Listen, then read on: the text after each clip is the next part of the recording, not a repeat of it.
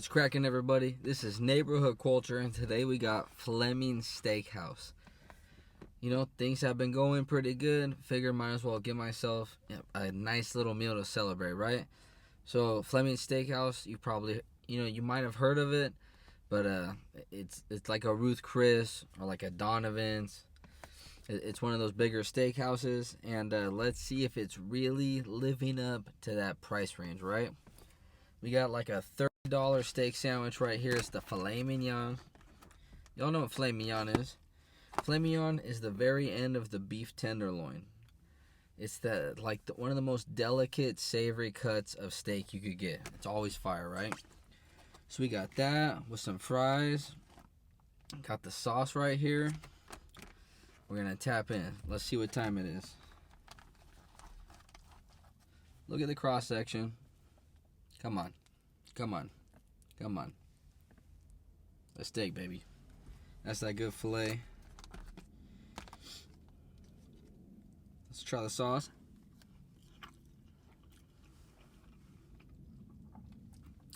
It's like a chipotle mayo. That's bomb. A little bit on that Sammy.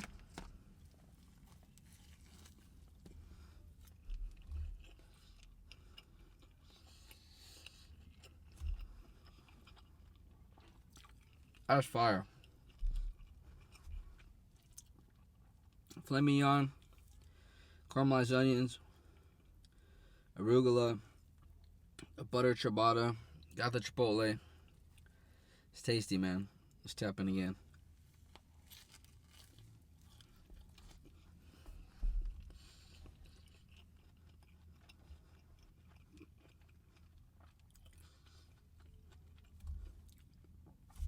That's tasty right there. Fries are on point. A little ketchup. Sandwich is pretty cracking, I'm not gonna lie. Alright, I'm gonna go back in one more time. That sauce. That's bomb.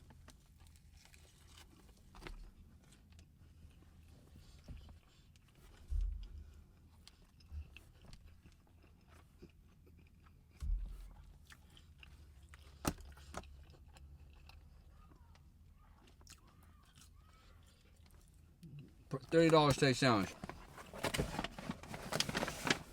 Is it worth it? It's pretty fire, man. It is pretty fire. For a little occasion, can't beat that. And you know, normally for a filet mignon, if you do get just filet mignon, and then the plate with fries or whatever side, it's going to cost you quite a bit. So, honestly, it's a good price. Kind of. Here we are again. What do we got? Lobster macaroni and cheese, boy. I honestly never really order mac and cheese. I don't order lobster too much. I used to fish lobster when I was a kid. I still do sometimes once in a while. It's been a few years. But I used to fish it back in the days with my uncle a lot. And shout out to Uncle Tio João, the lobster king, the lobster killer, lobster savage. Call him Don Langosta. That dude could catch them. And we used to get them, man, pounds and pounds and pounds of them. And I one day I ate like, I don't know, I'm going to go with 3 pounds of lobster, something along those lines, right? And I got really sick from just eating excessive amounts of food. And I didn't eat lobster for a few years, but I've been back on it since. And, so something near and dear to my heart. This right here is a North Atlantic lobster, right? I'm used to eating that spiny Pacific lobster. Let's put it up here. The difference is it doesn't have claws, right?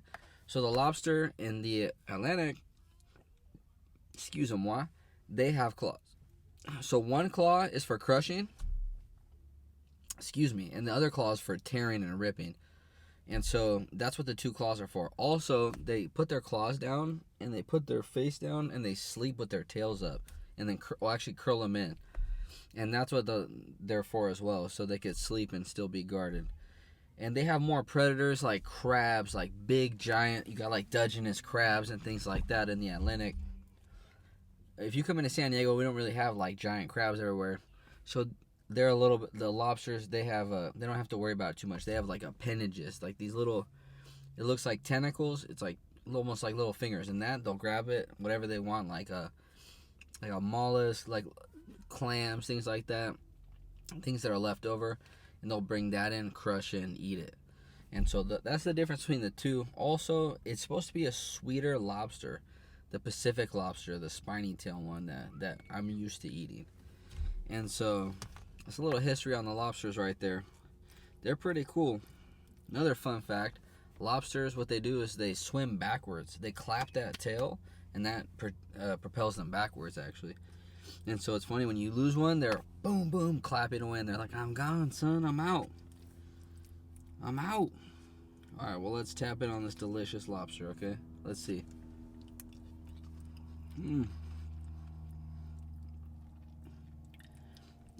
Got the macaroni.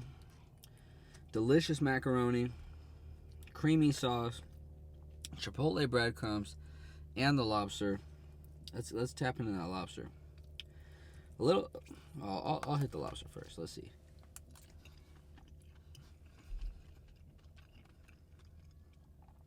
Tender, juicy, sweet, beautiful. It's tasty. You can't beat that. I love that taste. Reminds me of my childhood. Even though it's not the lobster I'm used to, it's that still delicious, beautiful lobster taste. I like both. I'm not prejudiced to any type of lobster. And if you are, shame on you, homie. Let's go. So bomb. Little history on the macaroni. So macaroni, essentially, that came from Tuscany. Oof, I don't remember the time frame. I'm not gonna lie, I don't remember the time frame. I'm gonna leave it out. I think it was, I don't know, 1300s. And then if you look at macaroni itself, that pasta specifically, people say that goes all the way back to like Greece and Roman times, and then especially with the Greeks, I guess. Macaronia or something like that. That was like the name of like some goddess's name and something along those lines. Correct me if I'm wrong. But then essentially what ended up happening is the macaroni, actually not just the macaroni, the bechamel, okay? That's the bread and butter. What really this is a bechamel sauce, right? And so that started in Tuscany. And that bechamel sauce, that's you use like a heavy cream, and you start adding different types of beautiful cheeses, develop it, and you get this creamy sauce. And so the bechamel started in Tuscany. That moved over to France. The macaroni noodle came from who knows exactly where. We're gonna say Greece, Rome, okay? And then here we are. Macaroni and cheese itself as we know it. Sorry if I jumped around everywhere. Macaroni and cheese as we know it. Apparently, I think 1759, somewhere along those lines, there was a lady. Her name was Elizabeth something. And this was in England. She took the macaroni, the noodle, and she put it with the bechamel sauce, and she made macaroni and cheese as we know it. Okay? Macaroni and cheese, that's near and dear to a million people's heart, especially in the U.S. Further from the bechamel sauce and all that stuff, this is like something we constantly eat. I mean, I personally don't eat tons of mac and cheese all the time, but I love it. If you're a little kid and you have a little kid, you probably know. So, shout out to mac and cheese.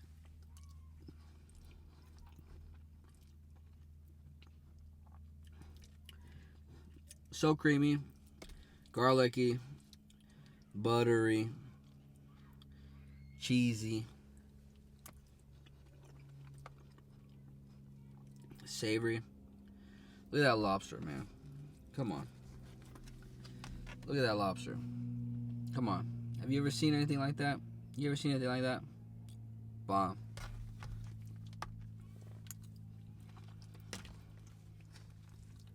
Mmm. Yeah, so tasty. Alright, y'all. What's your favorite cut of steak? You like ribeye, filet, T-bone, porterhouse, sirloin? What do you tap in on? Let me know. And what do you think, lobster or crab? What's better? I love both. Also a giant fan of crab. Like a huge fan of crab. I love crab. I mean, I was going to say crab legs. I'm going to say homie legs. No disrespect. We're going to take the mac and cheese. We're going to put that on top. We're going to put a little bit of lobster. A little bit of lobster. Lobster for your favorite mobster. Lego. Look at that. Look at the cross section. Look at the cross section. Come on. I dropped some steak.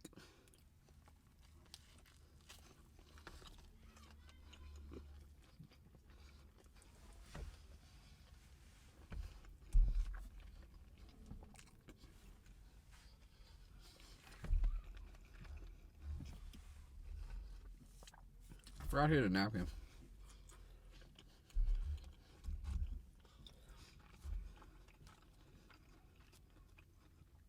Sauce.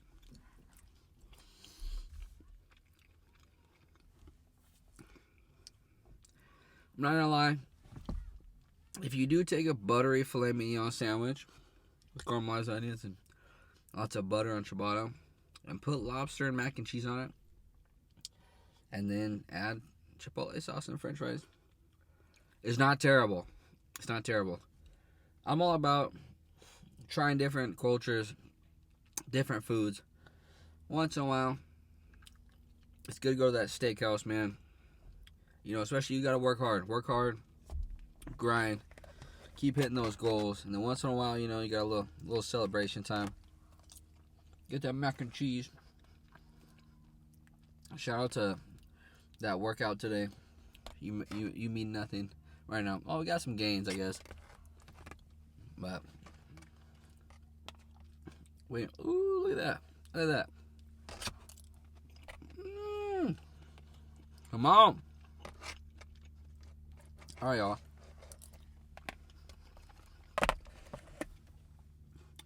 You guys are probably like, what's wrong with this guy? Just grubbing. Love to grub, baby. What I do. Also, what do you think of this design? Is it go or is it no? Drop it in the comment section. Alright, y'all. I think you got the review on the Fleming Steakhouse. Also, so my boss has a restaurant in La Jolla. Shout out to the restaurant we're working on right now to launch. That I'll be running. Courtroom Grill and Lounge in downtown in the Bristol Hotel on 1st and C. You could catch me there running the show. And that'll be happening at the end of this month. But also shout out to my boss, Brian O'Donnell, the man. Big dog. So that dude, he's got a restaurant called the Manhattan of La Jolla. Man, that place, you go there, they make old school Caesar salads. Mexican style. If you don't know, Caesar salads come from Mexico.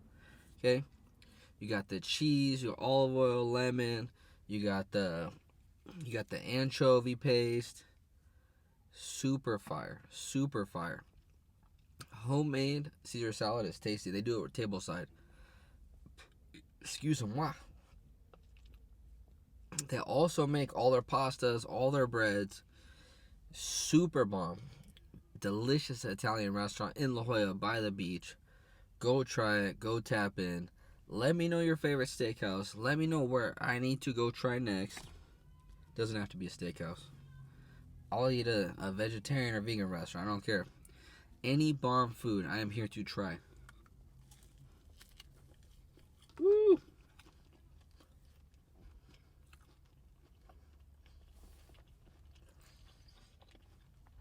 That's what I live for.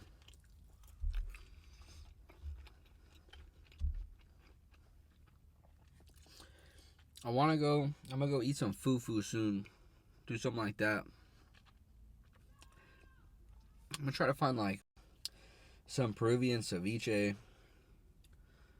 I might do something along the. Oh, I gotta do Ethiopian. We gotta do it. There's a handful of things we gotta do. Drop in the comment section, man. Where are you from? What's your culture? What's your heritage? What's your city? What am I missing out on? That's what we're here to do. We're here to go explore. Go into Flavor Town.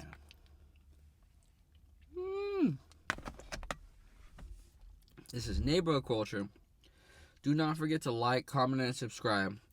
Shout out to y'all. Until next time, peace.